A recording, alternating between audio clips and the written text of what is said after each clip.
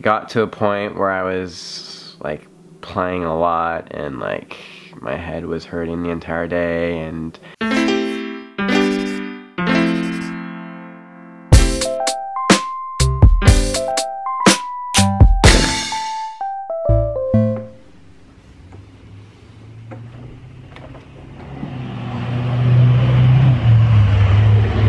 we're heading to our weekly business meeting,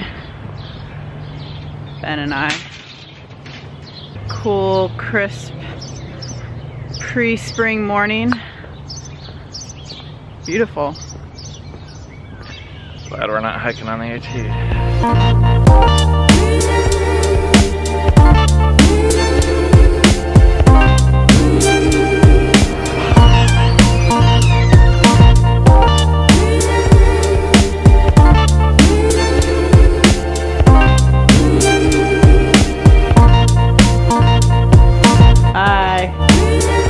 Ben and I had a good business meeting. I left him back there because he had some work to get done, and I have work to get done at home. We talked about fun stuff like how to get our taxes done in time. I work on the tax part, but there's a lot of things I don't really know how to do. So I was trying to talk through that with him. We talked about where to get a bike for Falia. Her birthday was in January, but I told her when the weather got nicer we would get her a bike. So working through that. Probably the hardest thing was to talk through how to relate to our almost adult children, and just some systems and things aren't working anymore, which is fine. It's probably a normal part of growing up, but it takes some flexibility and creativity on our side of things, and for me it takes some letting go to that. It's hard to realize, wow, you are really growing up, and someday soon or later you'll be leaving the house. That's kind of crazy. Yeah, like I need to start treating you more like an adult. So what does that look like? And it's kind of hard, actually. I was having this conversation with a friend of mine who doesn't have teenagers yet, and so she was kind of asking me like, so I've heard teenagers are harder than toddlers or babies. And at first I was like, nah, they're not so hard actually. I would say, no, they are hard, but I would say they're about the same amount of hardness, just different. Then after the last 2 days, I text her back and say, I take it all back actually. They are harder. Anyways, but I think it's rewarding too. It's rewarding, but it's hard. It's a mixed bag.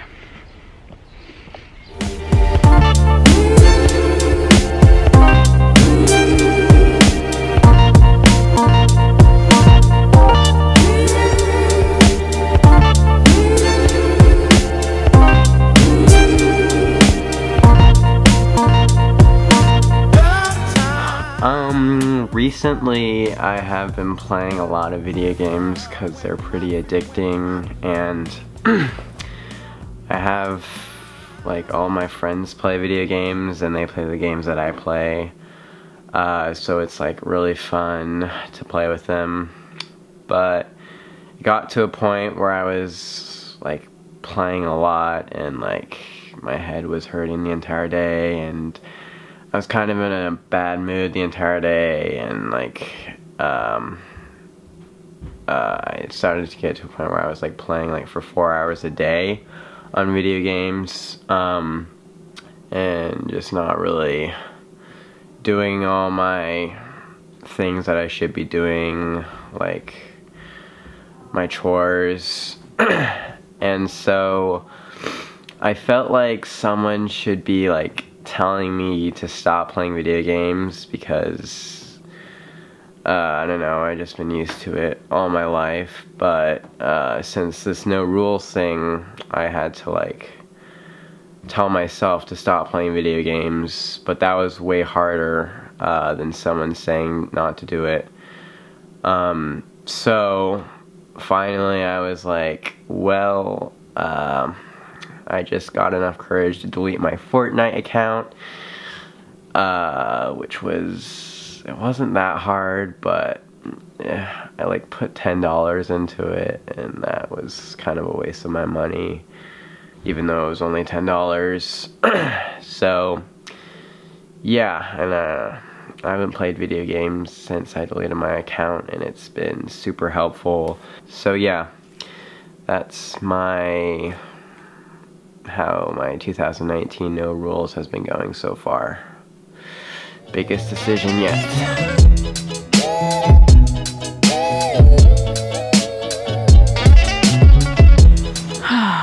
It is a beautiful sunny day out here, and I don't really like wearing sunglasses because it feels a little bit impersonal, but it's really bright out here. So Ben told me today that I was really good at talking to Rainier, which was cool to hear that. I don't think I was always real good at it. I've come to learn more about that children, in a way, are just like adults. They're people, which may seem like, well, no duh, they're people. But I've seen in our culture there's a way that we treat children as if they're less than. Their feelings don't matter as much. I know better than you, so your feelings are overridden. And I think I bought into that a lot in my parenting and treated my children in that way because that's what I believed. What I believe now, though, is yes, sometimes, a lot of times, I do know better than Rainier, but I don't know better than he does about what he feels and what he's thinking, and I'm not him, and only he knows that really well, even if he can't quite communicate it or articulate it or get it out. So as a parent, I have seen, or even just as a person relating to another person, but just in this case relating to a smaller person, a child, I feel like it's my job to listen, really listen, not just with my ears, but with my intuition. What is he saying? What's he saying behind those words? And I think that applies really to every human being.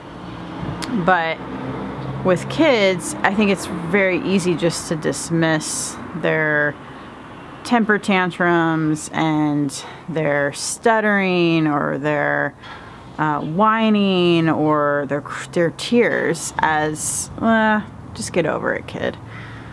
But I don't feel like that's really respecting him as a human being when I do that, when that's done to people, to children. The tricky part for me is oftentimes that might come at a cost to me letting him get his way or manipulate me or me being a pushover. And I think there's a fine line between those two, and I know with my personality that line is crossed a lot of times. It's frustrating for me because I live in a house full of people with very different personalities, and Ben and some of the kids have the type of personality where they don't let anyone push them over. And I think that's a strength and a weakness, just like my personality of letting people do that can be a strength and a weakness. But it felt good to hear Ben say that, because I think I have felt down and thinking, oh, I'm creating a spoiled brat, or oh, I'm just a pushover. But I also think, sure, those things could be partially true, but I also think that I'm following my intuition more in what I believe, and I think feel like I'm loving him better by doing this.